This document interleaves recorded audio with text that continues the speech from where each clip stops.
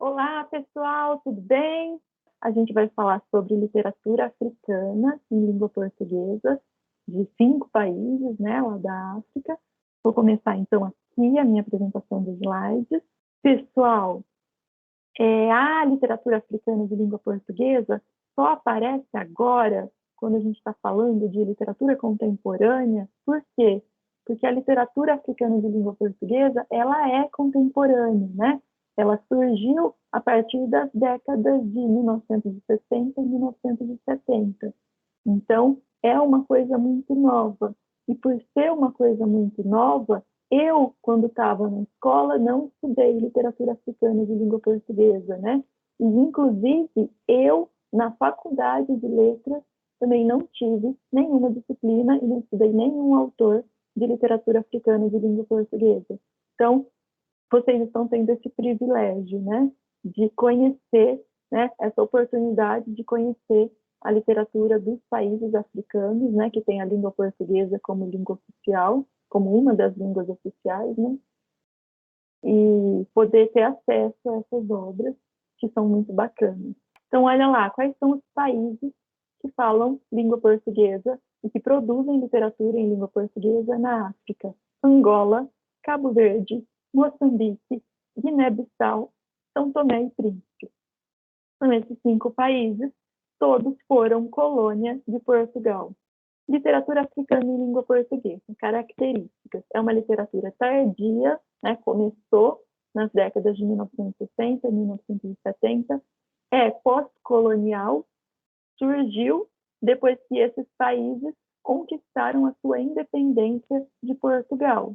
Tem como temática a Guerra Civil, que aconteceu na década de 60 em alguns desses países, por disputas, né, entre tribos, disputas internas, né, que não tinham a ver com a colônia.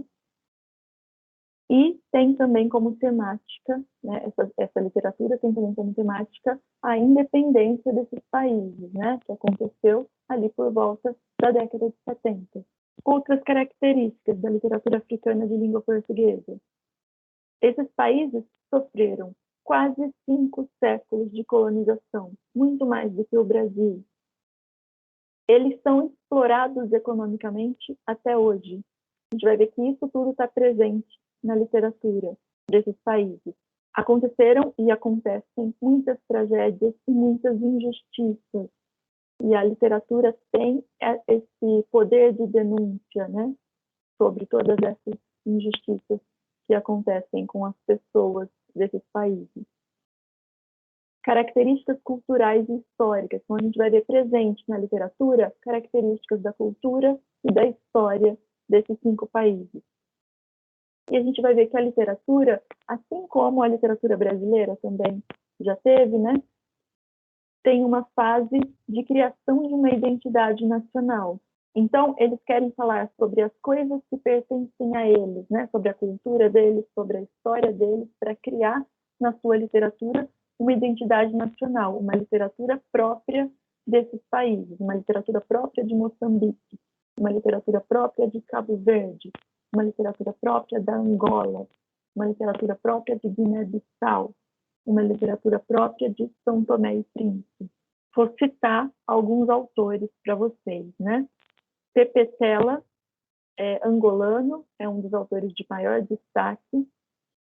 Ele foi guerrilheiro na luta pela independência, que aconteceu nas décadas de 60 e 70, na Angola. Pepe Tela é o nome de guerra dele, né? O nome dele é Arthur, vocês vão encontrar o nome inteiro dele lá no nosso livro. Temas presentes na obra do Pepe Tela: luta, tribalismo, a divisão de tribos, né, na África, atuação política. Característica da obra do Pepe Tela: polifonia narrativa, vozes no texto. Vocês vão ver que nessa obra de destaque aqui, Mayombe, que é o nome de uma região na África, né, uma floresta lá em Angola, vocês vão ver que nesse livro existe polifonia narrativa. Você tem vários narradores, várias vozes que contam essa história, né?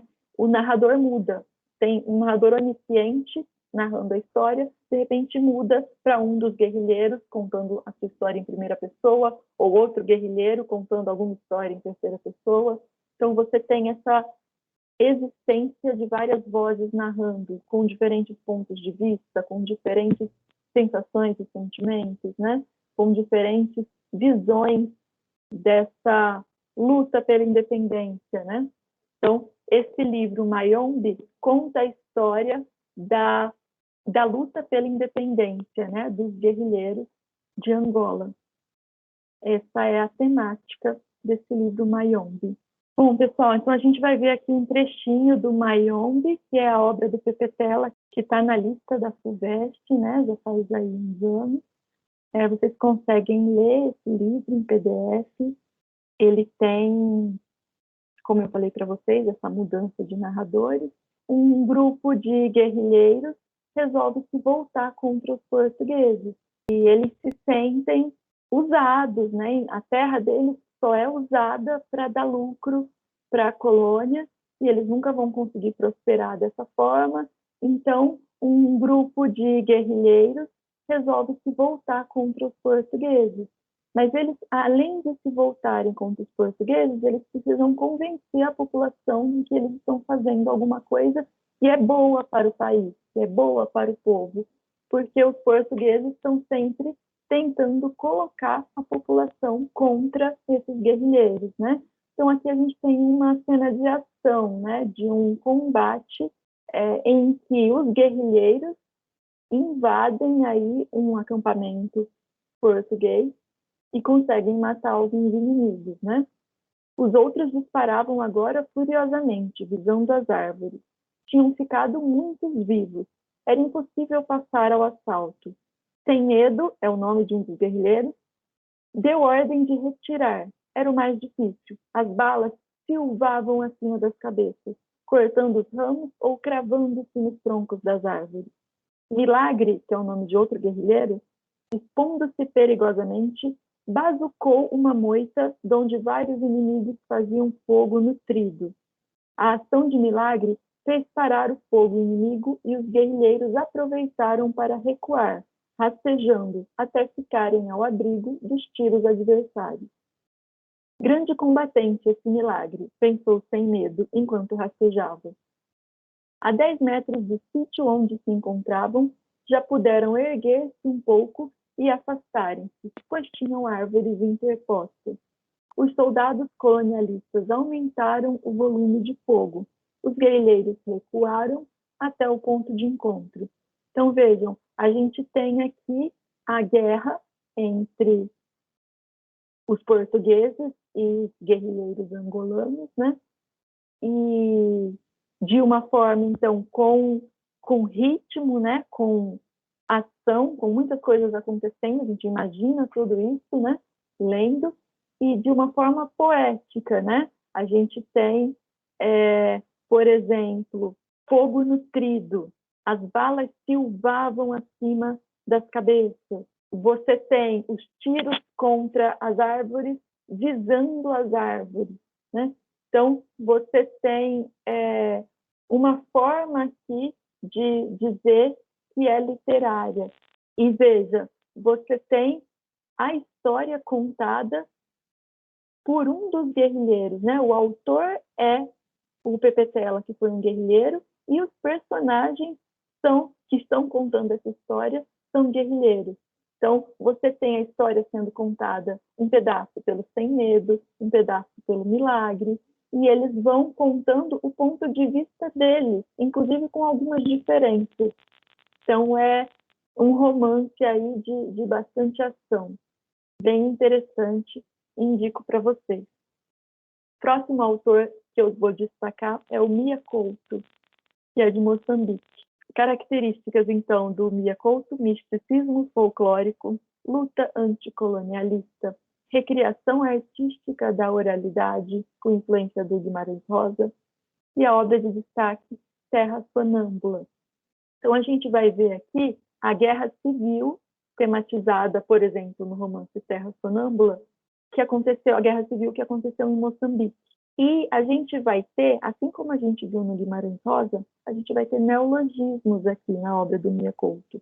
Então, ele cria palavras para dar um sentido expressivo a essas palavras, né? A gente vai ver agora num exemplo, num trechinho, né, de Terra Sonâmbula, que eu coloquei aqui no próximo slide.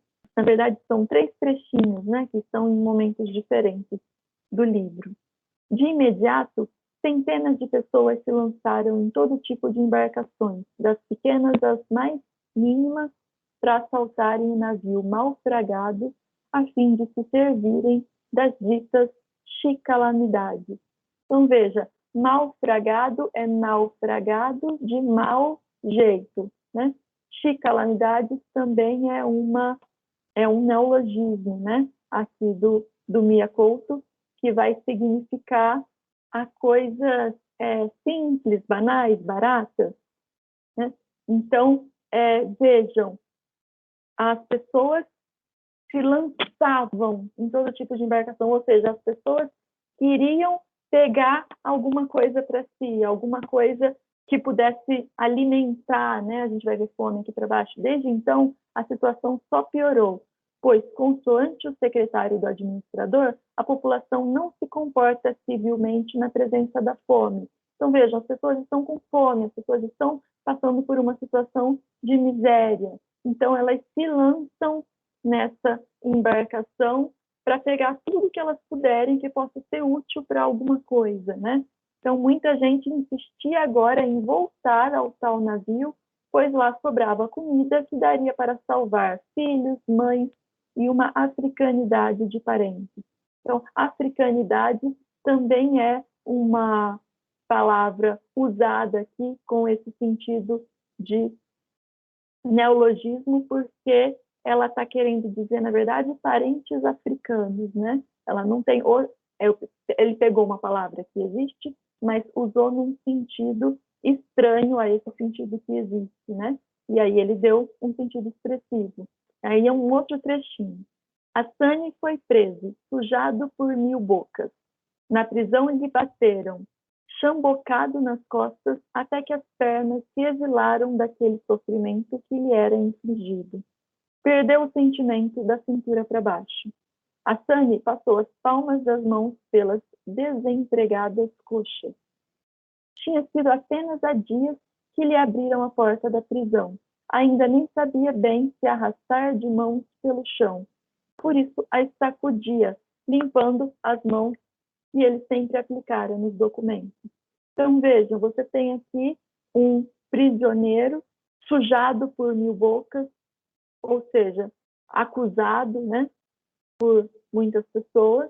Ele foi tão chambocado, ou seja, apanhou com um pedaço de pau nas costas, até que as pernas se exilaram daquele sofrimento que lhe era infligido. O que é isso?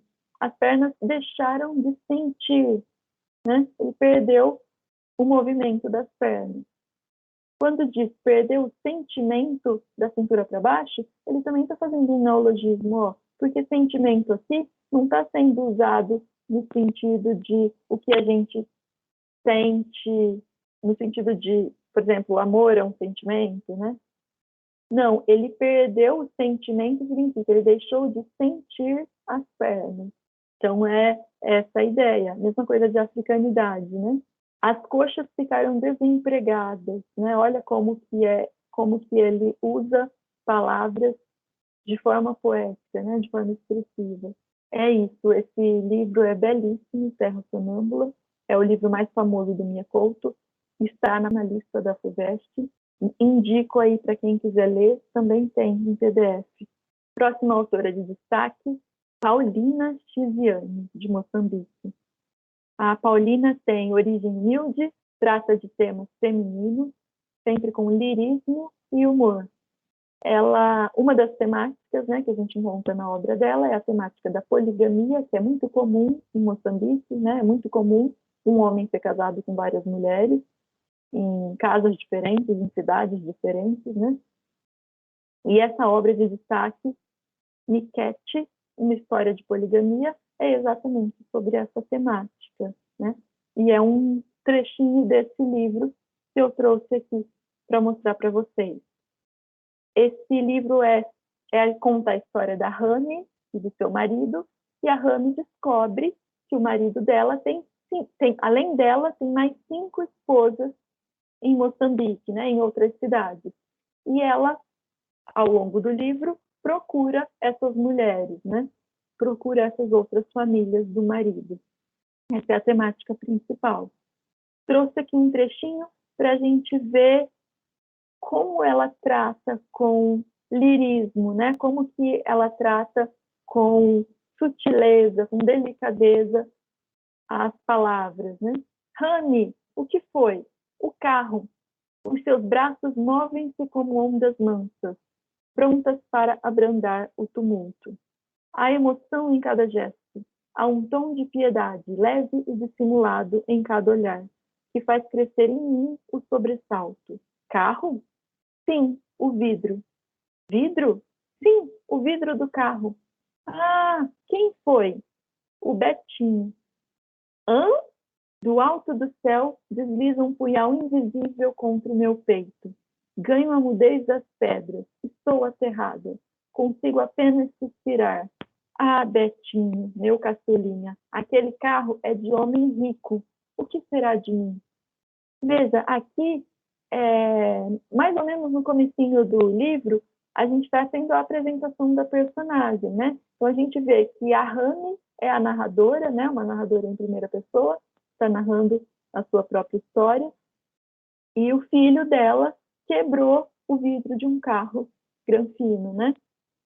E logo depois disso tem a explosão, ela fica muito brava, quer dizer, aqui a gente vê essa poeticidade, né? Aí de repente a narrativa muda, ela explode, ela fica muito brava, ela quer punir o culpado por toda essa problemática que ela tem agora, né? De um carro do homem rico com o vidro quebrado, e ela vai até o quarto dele, porque ele já correu para o quarto, né? Ela vai muito brava até o quarto dele, e quando ela chega lá, e ela vai dar uma bronca nele, o que acontece? Ela vê que ele está todo molhado, ele fez xixi na calça de tanto medo. E aí ela se desmonta, né, dentro daquilo.